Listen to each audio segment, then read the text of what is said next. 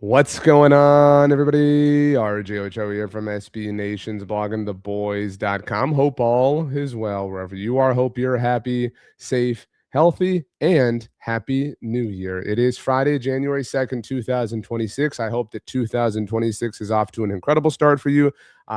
I hope and pray blessings over you, your family, your friends, all those in your life.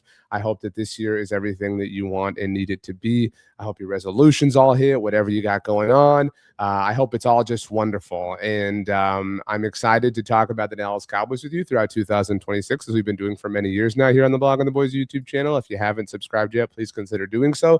Like this video, tell a friend. If you like hanging out with me on the internet, you can do so on just about every major social platform in the world. The links to all of my social profiles are down in the description below.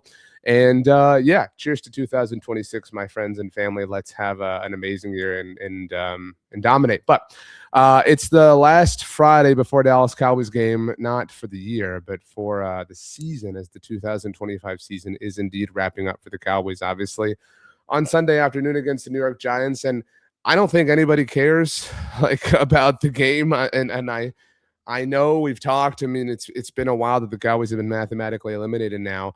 By the way, I am still sick. Thank you to those of you who reached out. I'm feeling much, much, much better, but still sound this way. But the Cowboys have been eliminated for some time, so it's a matter of, oh, they should tank, oh, they should play for pride, whatever. Like, however you feel, I mean, go for it. I don't think that there's a right or wrong way to go about this.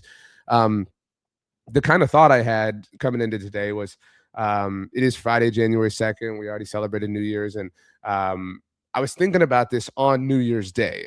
My wife and I were putting up all the Christmas decorations, and you know how that can go. And it took kind of a long time, and we were, reorganizing things and whatnot. So I feel very happy with the fact that that's all done. But as I was doing it, I had obviously playing in the background on New Year's Day all of the college football playoff games. And so it felt like a Saturday to me because college football was on as I was doing all this and, kind of doing some Saturday chores type thing.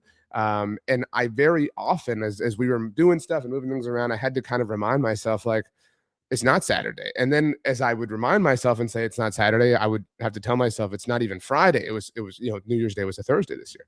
And so it was just a very strange non-Saturday, but not even Friday day that was a Thursday, that was a holiday because some places were closed because it was New Year's, whatever. And it made me think about these TikToks and Instagram reels I'd seen, and I'm sure you'd seen over the course of the last week, 10 days ish now, that talked about and made fun of in a good way the week between Christmas and New Year's. And we all know how time stands still in that week and whatnot, and you never know what day it is, and it's just it's a weird time of year because you're in between holidays and people are home, people are off, places are closed. Again, you get the picture. And so that all coincided with the Dallas Cowboys season ending and ending in a meaningless way kind of has made this Cowboys week feel very weird and very tepid and lukewarm and non-real. I mean, again, the Cowboys are going to play a football game on Sunday, and I think we're all just kind of like, okay, cool, whatever. I mean, we had college football playoff games, and the Sugar Bowl was great, and we have NFL, not playoff games, but really big games on Saturday, and then there's a really big game on Sunday night, right? So it's just kind of like, okay, yeah, that's going to happen. And that's just where the Cowboys are at. But there was some Cowboys stuff that popped up, which kind of made it all feel different and weird and whatnot. That's kind of what we're here to talk about today. So first things first, I don't have a passionate take on this, but this is floating around the internet, and that's what we discuss here together. So let's get into it. But Micah Parsons, now of the Green Bay Packers, obviously had a few tweets, and this was the one that kind of got people's attention. Now, Micah was interacting with people and whatnot prior to this tweet, so you kind of needed that as the whole context. So Micah was addressing. In fact, let's do this. Let's go straight to Micah. Let me zoom out here. So this is not Micah on this was New Year's Day. Let me scroll down here. My mouse is being silly. Micah quote tweeted Clarence Hill of DLS Sports, who was reporting what Matt Eberflus, Cowboys defensive coordinator, had said. So Clarence's tweet read that Cowboys DC Matt Eberflus admitted things changed for defense when they lost an all-pro pass rusher who can win quick, but you can't look back. And Micah was having thoughts on what one of our writers, Danny Phantom, had to say about Trayvon Diggs. So again, Micah was kind of talking about the Cowboys, and that led to this tweet from Micah, which is what I started up with on the screen. Let me put this over here. So this wasn't just out of nowhere, is kind of my point. That was what I wanted you to understand with this. Micah said, y'all want me to feel bad. Jerry Jones slandered my name to Cowboys media and national media for months. So I do think I can react to comment if I want to. Hashtag respectfully. So he was reacting to and commenting on things. Excuse me. So look, I have lost the energy to have passionate fights on the Micah thing. My overall take is, look, I mean, like, again, I do not care to have debates or arguments about the Cowboys, and Micah Parsons and whatever. My opinion is what it was at the time, in that I don't think the Cowboys should have traded him, but whatever. The ultimate point in bringing this up is because it's a talking point now on the internet and whatnot.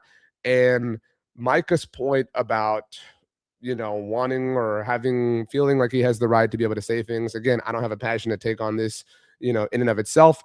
My only point of bringing this up is there is a cost of doing business the way the Cowboys do it. We have said this for forever.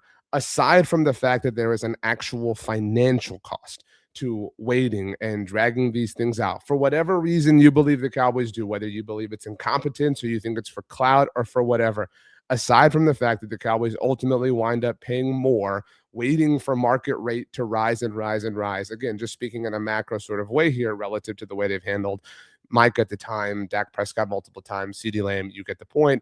Beyond the fact that there was an actual financial cost, there is an attrition involved, right? There is an attrition involved with upsetting or pissing off or bothering players who have to go through that, right? And you can certainly argue that there are many pros for playing for the Cowboys and many unique pros to playing for the Cowboys from a player's perspective, but there are pros and cons. And so I only bring this up to say Micah's point on New Year's Day that upset some people, again, not disagreeing with anybody here.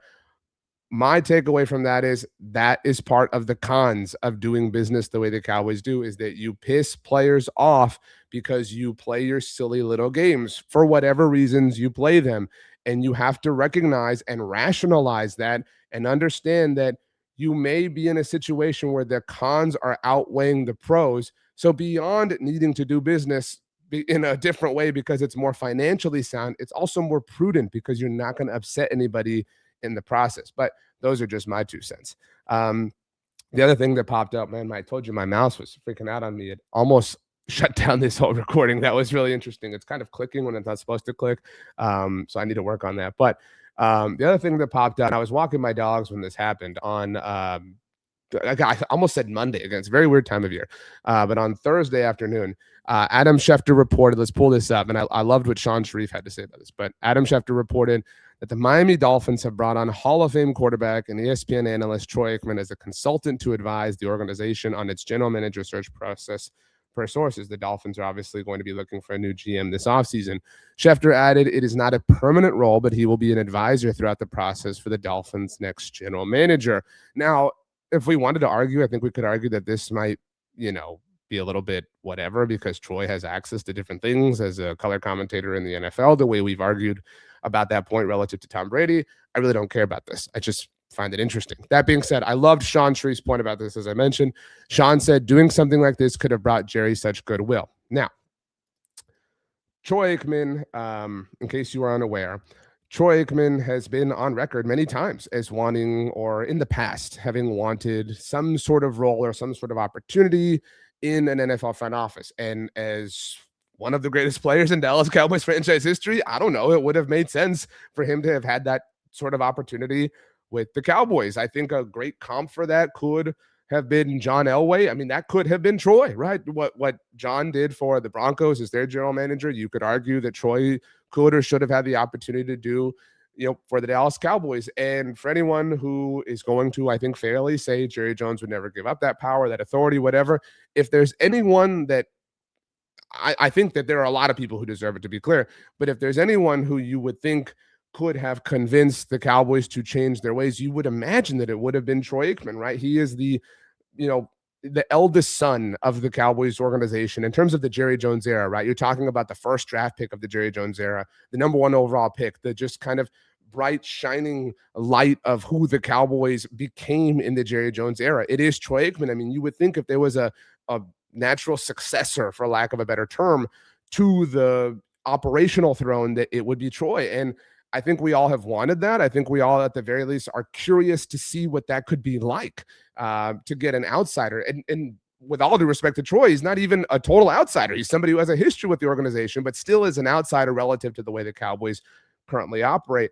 And so I think it's just a bummer. It's a bummer, as happy as I think we all are for Troy Aikman, because he deserves an opportunity to prove and show his football chops in this particular way.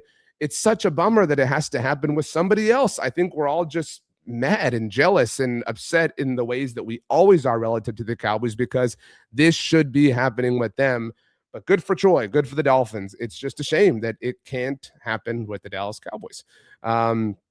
That's a weird thing, right? I mean, it's a weird phenomenon. It's a weird thing to be upset about or bothered by and whatnot.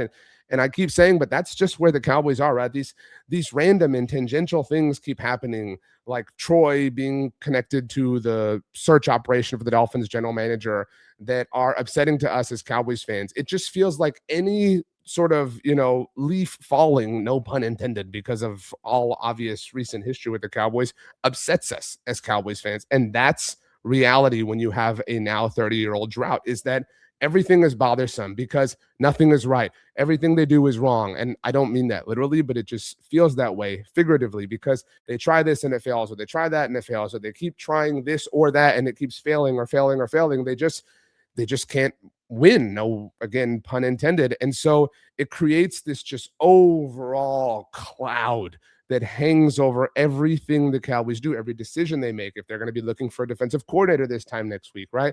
Everything they do feels doomed because of who they are. And that's really unfortunate. And it leads to some improper and unfair evaluation of them. I think we all understand that and have lived through that. But it is still the unfortunate reality that they have, to some degree, created for themselves. And until they do their part to pull themselves out of it, it's just going to continue and it's just going to exist. It's just going to keep swirling them over and over and over again. And we're just all along for the ride. It's a weird sort of thing. But yeah, I mean, those are kind of my thoughts as we get ready for a football game. Like I said, it's a weird time, in that there's an actual football game this team's going to play, but it feels so pointless and it feels so meaningless. And I think on some level, I love Dallas Cowboys football, and I'm very grateful for Dallas Cowboys football. I mean, we're here starting a new year, and I'm so grateful to have the job that I do and to have the opportunities that I do. And a hard day here is in no way a hard day in the grand scheme of things. And we're talking about a team we love that just isn't winning, right? Like, these are, first world problems or whatever. But it is a bummer. And so it's a weird thing to kind of look forward to the season ending, but I do think that we look forward to it because it begins a new time, kind of like New Year's, right? It begins a new chance. The slate is wiped clean. You have a chance to hit those goals, hit those resolutions. And even though we know better than to believe that they're actually going to happen this year, they might. That's kind of what we're hoping for and holding on to at this point in time. And so that's kind of where we're at. But looking forward to this year. And like I said, things are going to continue around here. Even when the season ends, we got a lot of things to figure out, a lot of problems to solve, and a lot of conversations to have with different people across the Dallas Cowboys universe.